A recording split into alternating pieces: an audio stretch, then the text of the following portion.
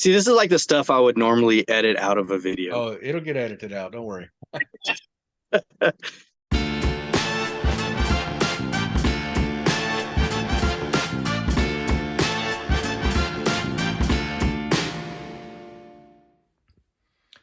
Hey guys, David of Twice Diecast. Glad you came back. Let's check out part 2 of my interview with Jason at Mustang Hunter Diecast. All right. So the next few cars are going to be, well, the next one's going to be a custom. I have a lot of customs like you saw on that wall. But this one is just super unique. And this was from Grandpa Larry. I don't know if you guys remember this casting, but it's a 67 wagon. What in the world. Yeah. So he is super creative when it comes to customs. And he took the Volvo, Rapid Nismo's favorite little Volvo casting. Yeah. Took the roof off, took the glass and everything, and made it work. Yeah, so it's a 67 wagon. Man, look how that's flawless. Yeah, I mean, he did an amazing job. Yeah, and to get that rear end where you can instantly recognize it. Yeah. Yeah, and he was able to get the welds on there to where you could not even notice that it was welded on there.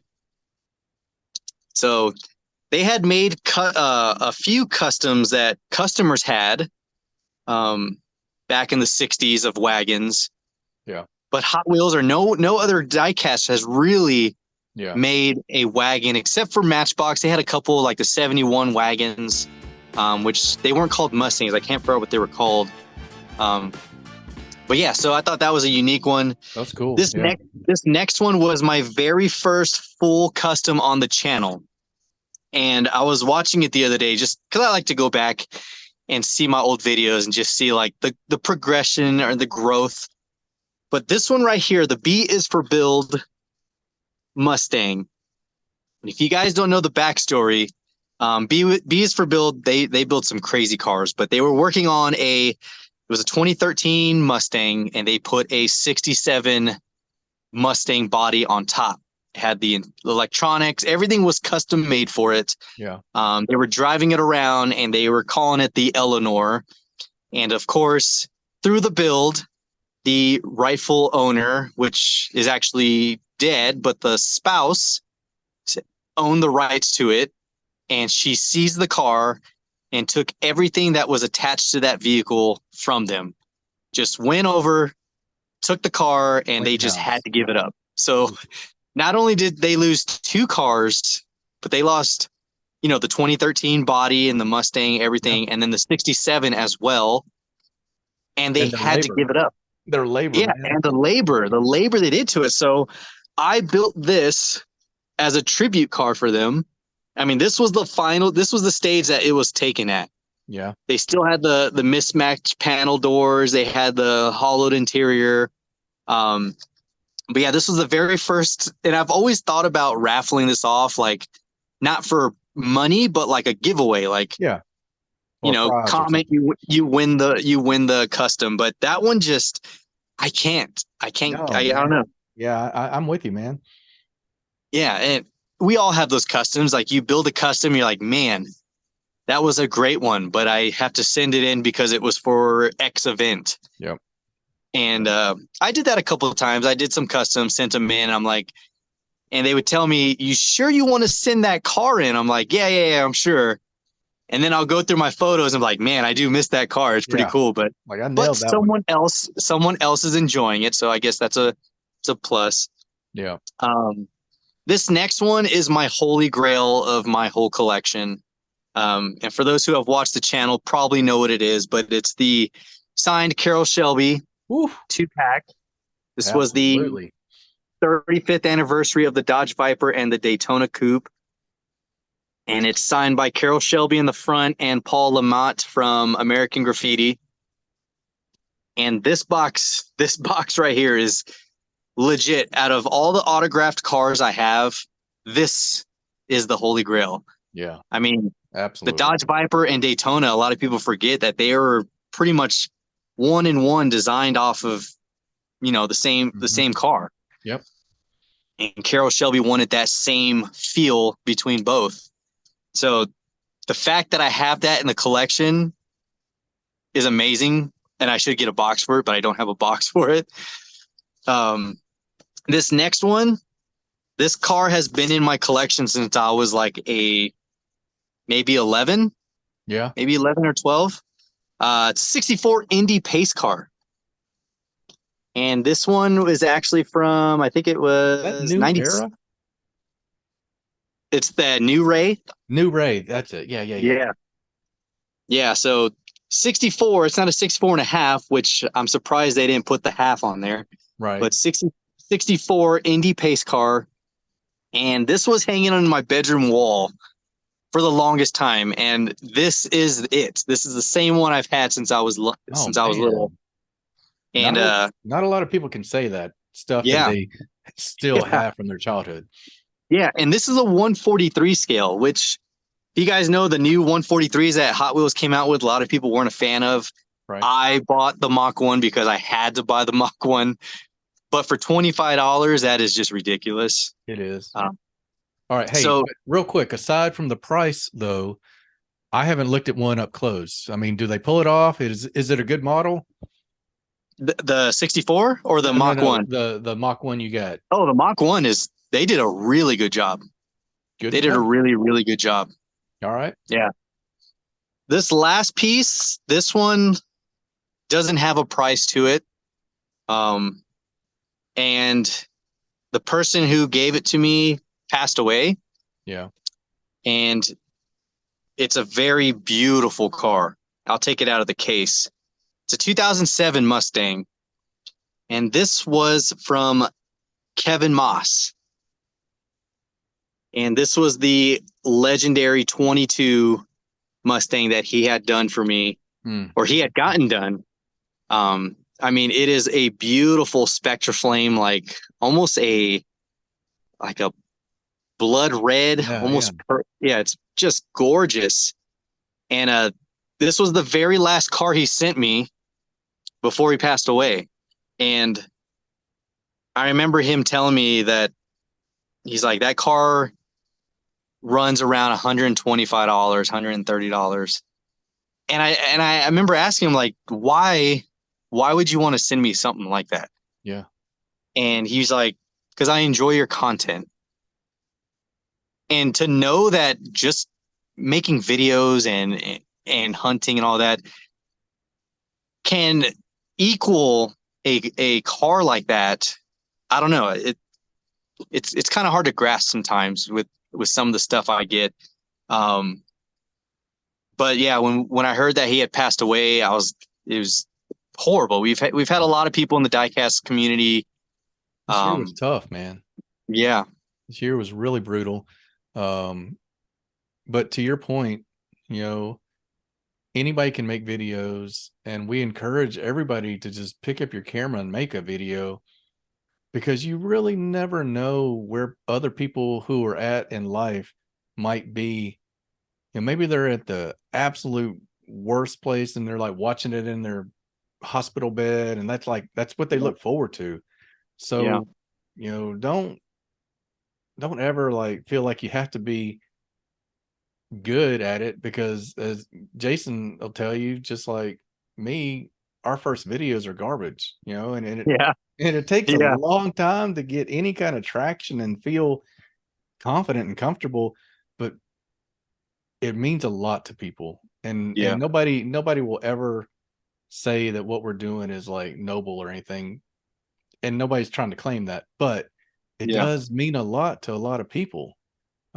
So to any creators watching, thank you for your content, for the effort, for the hours and the editing and the hours on the road. Like you were talking about Derek earlier, man, how many hours has that dude logged on interstates trying to get those moments that people really enjoy? Like they love seeing him grab that super out of the case. Yeah. Yeah. And I'm so glad you shared that last story there. So, well, what else you want to talk about, man? I mean, along with that, you guys know I've changed my Hot Wheels track probably about 10 times now. And I want to say this is the final iteration, but I know it's not. I No just chance. I just posted a thing on the YouTube community post asking should I bring the ridge jump back. Right. Like I genuinely had fun with it. It was so unpredictable. You could have the fastest cars, but that jump made everything just go out the window. The great equalizer. Yeah, and the only reason why I changed it so many times was because the maintenance of it, the dust would get on there because it was so close to the ground, and but I'm really missing that. When I watched the Hotline of Diecast, Walter over there making his videos, his little montages of the cars going and slow mo and doing jumps, I'm like, God, man, like I want to make those videos again, and I miss that. Do it, man. Do it. You got to do it. We'll be watching. We will. And snow season's coming. I'm gonna be stuck inside, so I will be doing that. There you go. You heard it here first, folks. But let's go ahead and do some more tours. Yeah. Okay, we're back. So again with the story about Kevin Moss, his car was at top for I think the first few races we had. So I don't really showcase these, but I do have winners trophies. How cool to is everyone that?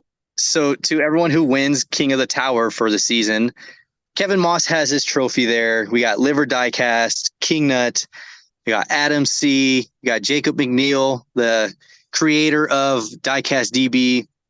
You got Gary Redman, Pussycat, and then we're just waiting for the next racer to take the overall king. But we do have this piece right here, and this, I don't know if anyone's ever noticed this car. It's the Shadow Jet. That was the car that Kevin Moss raced on the track, and now it is permanently like a little monument to him. Yeah. So anytime you guys see this in the background, that's Kevin's car that he actually raced, and King Nut could not beat him. He just could not beat him, and King Nut said I should bring this car back and race as a tribute to him. I just haven't done that. I don't know how I would do that. Yeah. It's kind of like a retired jersey of a Hall of Fame. Yeah, definitely is. But jammers for those who are loose collectors. Got jammers for days. I mean, if you guys want to pick a brand, I probably have that casting in there. A lot of these cars right here are the ones that I have always wanted to have in the front as a showcase. We got more customs. You got a beautiful Eleanor. You got this gorgeous Christmas 65 2+2 custom. And then this one right here, my best friend gave me. It was at a performance shop for probably a couple years. I think they wanted like $20 for it, and he bought it and mailed it to me a few years back. So I've had that probably in my collection for the last 12, 13 years. And it's the 4 decades of power, which I don't get because there's only 3 Mustangs there, but right. 4 decades of pony power. But I guess they're just talking about the 40-year span. Right. There you go. But yeah, I mean, this is all the M2 stuff. Huge M2 Johnny Lightning guy. We've got the Elite 64. I had to pick up that one. Got the Mustang for sure. Mm-hmm. But yeah, like I said, these are all the multi-packs. All of these are every single loose Mustang that I have in the collection. And I mean, you're talking from the old raked Matchbox. You got some slammed Mastos, the 65s. A lot of custom wheel swaps up top. But yeah, all of these are now Mustangs all the way down. I need to reorganize this because it starts from the 62 concept all the way through the years up until 2020, I think, for the Mustang release. But you can see I ran out of room. You got some Mach 1s here. You got some 2015s, kind of random. So I normally like to keep everything in chronological order as far as the years of the Mustang. That's interesting to know. Yeah. Yeah, because when I get a car in a package or trade, I'm like, oh, do I have that? And then I spend like 10 minutes trying to find like, oh man, I know I have that 65, and then I have a random 65 over here. Okay. So yeah, that makes sense. Yeah, so I like to keep it like that. That way I can see, how everything is um, by categories. That way when I'm looking through, it's a lot easier to figure out which ones I don't have. Um, yeah, and then we have some movie cars. My favorite one right here is the Need for Speed, probably one of my favorite car movies. Not a good not good acting, but Right. amazing cars in that movie. Oh yeah, no doubt. Nobody was Yeah, there. I What? think Nobody was winning an Emmy for those. yeah, but the way they did the POV cam for this car in the movie was just this thing is sweet. Perfect. Yeah. Yeah. So are But yeah. there, let me ask you this while we're looking, are there any international diecast brands that we typically would not find in American stores that have done a Mustang you really like? Yeah, we actually just got one from Australia, Mm-hmm. and it is this one. This is the Shell V Power. It's an S550. It doesn't look like a traditional Mustang in any sense, but this one is by Authentic Collectibles, and this is from Australia. Just like the RC car I have, it was only given to you when you put gas at a Shell gas station for like the week of September 1st or something like that. It was only 1 week. Wow. And you put gas, you went inside and you picked one of these. So we have the V Shell Power, and then we have the Joey Logano one right there. And these were only 1 week in Australia were given away. That is bananas, man. 1 week in One, Australia, you had to buy gas. yeah, yeah. And when Colin sent me those, I was like, oh, these are super cool. And then I looked them up, and there's a whole article on it. Like, yeah, they were trying to promote the V Power by Shell, and you had to Mm-hmm. fuel up between this day and this day, and then after that they were gone. Like they didn't offer it again.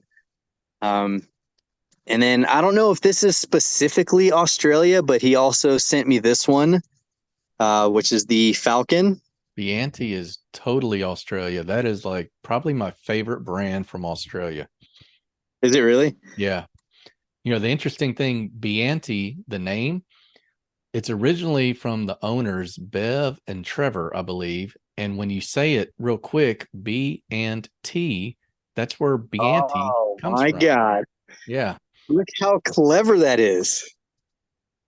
They made, That is super cool. man, they made some killer stuff. They've sold it now. There's a different company running it, but man, that is an awesome brand to check out if you don't know them. Yeah. I mean, I want to open it. I probably will at some point because the details are just amazing. They're sick, man. They are really cool. Yeah. Well, I guess, yeah, it does say dot Australia right there. Mhm. We have the Australian little what is it called? Mod Rod. This is Oh, like an cool. Australian exclusive with That's the pretty cool. Optus. Yeah. So if the viewers will notice on there, that card doesn't have the it ain't or 100% guaranteed with the Yep. flame, and that's how you know it's an international card. So if you're Yep. out shopping, Yeah. And then you also won't have the case card there you or the go. case code. There you go. And then you'll have the age limit um little logo right there with the multi-language for it. Now I know Honest Diecast is out there, and Raul, the Hot Wheels mailman collector, they both like getting internationals. We do have a couple international supers like this Camaro. That's an international super. Really Um, rare, this man. this one right here, I asked Mike Zarnot because I talked to him any chance I get when I get a specific car or an era. I always reach out to him, and he's very open. We do talk on certain castings. Mm-hmm. But this is an international super. You can see the same thing, the multi-language, Mm-hmm. Yep. red lettering, and the guaranteed for life's not on there. But this is an unmarked super. So it's Wow. Spectra Flame blue. Huh. It's got the real riders on there. but there's no gold flame and there's no TH or flame anywhere on the car. So I think even Mike Zarnock thinks that it's on the mainline card, but they also didn't put the Super Tampo anywhere on the casting. So international, really cool. Yeah, international non-mark Super, and yeah, this one was from Ivan over at 55 Gasser. It was in a trade, and then he didn't realize that it was missing all that stuff. Right. Yeah. I was like, it doesn't have the treasure hunt or the flame or anything. He's like, I didn't notice that. So, yeah, I mean, we got short cards. Everyone loves shorties. Some places do get them here. We have a Shields that actually sells short cards. So when I do need that short card international, I could at least get it from there. Yeah, and then this one I just did. This one I actually made my own card for it because Raul actually gifted me the Super, but I had no card. I was like, oh man, it's just gonna hang loose. Yeah. So of course I didn't want it to seem like I was making a fake. So I had to put replica card on there. I put my little logo up top, and then I kind of added some racing headlights to the card art to make it just a little bit different. That's so well done, man. Like I wouldn't have thought to have done that like that, but that's really well executed. I love the logo up on top. Yeah. And you guys know I always change my logo, but I wanted something trying to go into the direction of it's kind of hard to even put in words, but I want it to be a logo that when you see it, it doesn't just look like a normal sticker. It's like, oh, what exclusive or what brand or what gold logo is that? Yeah. You did. So it. I always go through and look like, how can I change the logo for either the season? I do change my logo for the season. I change it for a different event. So if you guys are always wondering why I'm changing it, it's because I'm trying to keep it like how most brands usually go off of like the current year. Yeah. They'll do like a specific color, and then later on you can see like, oh, that was his channel from 2020. That was his logo in 21. Like I wanted some type of distinction. So for those who do get my sticker, they can see like, oh, I have all his years so far. So I just wanted to be a little unique with it. It looks good, man. I like it. Thank you. This has been fun, man. We got the whole room tour. We got some really special stuff. Is there anything else you got there that you wanted to show? Oh man, I mean, there's a lot that you guys don't see. Yeah, you know what? Let me show you my tote real quick. Yeah, all right. Let's do that. And then what we might do, if we get if we got enough for a second episode, man, we might just have to pop a part 2. Yeah, right. These are all cars I've just recently got, but y'all haven't seen it in the episode yet. Uh-oh, preview time, guys. But this stuff right here, this is all of my Porsche, Ferrari, or anything that's a full set. I have the full Gran Turismo set, full Nissan set. Forza Tokyo, the 2020 Tokyo, all these right here are my full sets. But these right here are the more collectible. Yeah, I love that. That era right there. You got the Datsun 200 SX. I think this was a 79 release. Yeah, this one is super sweet. I haven't showed this one in an episode yet, but I did a local trade, and I got this one. I don't mind that one. Like people trashed on that one. I kind of like it, man. Yeah, and I told you if it's gold, I want it. Yeah. And the guy said the same thing. He's like, yeah, I'm just not a fan of the gold. I'm like, well, I love the gold, so sold. We got this one. This is a 25th anniversary I remember Lamborghini that. Countach. Yeah, I remember that Joker. Yeah. And if you guys don't, if you guys do have either Lamborghinis or Ferraris, typically the five dots are the harder ones to find. Right.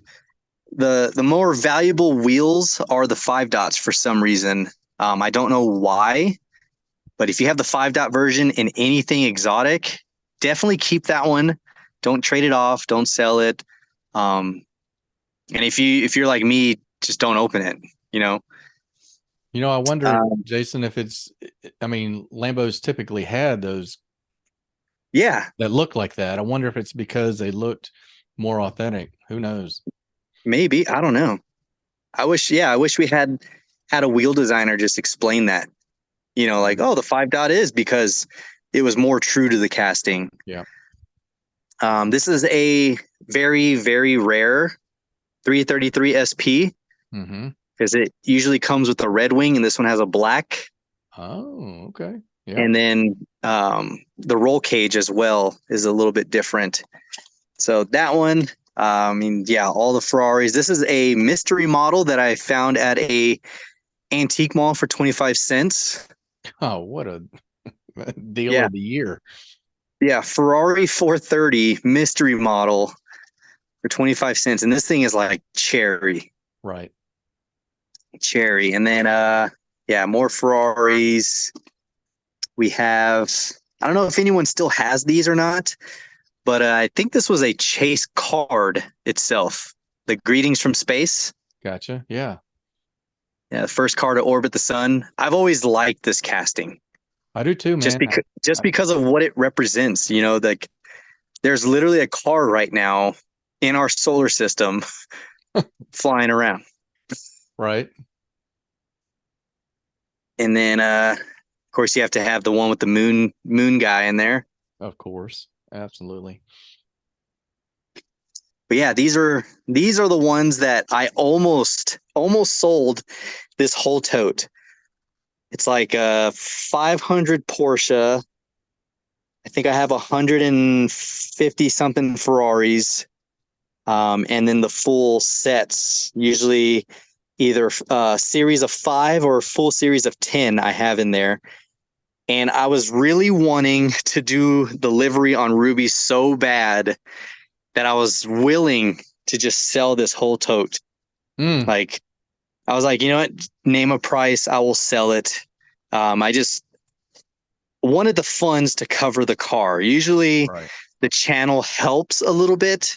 Yeah. Usually the channel covers like sending out packages or trades or even purchasing for the collection. But um, my buddy actually talked me out of it. He was like, dude, he's like, you do not want to sell it. Cause I was just going to be like, just give me $300 for it. Like Yeah. there's probably 1,000 cars in there. I don't know. But, I'm glad I didn't. Yeah. Glad I didn't. Oh Cause man, that's there's some pieces in here that I would have definitely regretted getting rid of. well, man. It has been a absolute blast to tour the headquarters. We've seen the track, we've seen the Mustangs, we've seen the Jammers, we've seen the stuff that's really, really important to you. Um, I just there you go. Let's take a look at Yeah. that. Yeah. It's got a Was little that Civic Si. There are cars in there. Every case I have has a car in it. But yeah, when I see a cool carrying case, I will definitely trade for it. now? That's interesting. I would not have guessed that, and that's not even Yeah. on my radar. That's really cool. Yeah. Well, man, Yeah, there's a couple other ones that are like full scale engines that open up like a book, and I want to get one of those. I want to get the tire yeah, case, the old tire case. the old one. Yep, classic. Yeah. Well, so Zoom is telling me again. Unfortunately, we're sneaking up on the finish line, and we All might right. what we might do. I might break this into two parts because every bit of this I enjoyed, and I think everyone's going to enjoy it as well. So, if you're watching this video and by now you're probably at the end of part 2. But if you're watching this video, there is 2 parts to this interview with Jason. So go back and watch the other one as well. Jason, thank you. Thank you for giving up a little bit of time on a weekend when we're all trying to recharge our batteries. I really appreciate it. And I hope you will start something where other guys and other girls who collect will want to get on and share their collections as well. So thank you, my friend. No, thank you. Anything that you would tell a collector as we wrap up, just maybe bit of advice or anything like that you want to share, something that's important to you? The most important thing is when you're out there and you're getting frustrated with not finding stuff, don't give up the hobby. There's other things you can do in the hobby. You can get into customs, you can get into racing, you can get into just trading. Trading is probably the biggest thing you can do when you can't find stuff. Yeah. But don't give up on collecting, and don't spend crazy amounts of money on stuff that is newly released, because they will eventually come out. Yeah, that's great advice. All right. Well, all right. Well, folks, I hope you've enjoyed it. I think I'm going to enjoy making these videos. This is the start of collections on Twice This is Diecast. good stuff, man. Good stuff. And Jason Mustang Hunter Diecast was our first guest. Jason, thanks again. I think we're going to call it a wrap here, and I will see you guys on the next video. So stay tuned. Appreciate you, man. Thank you very much.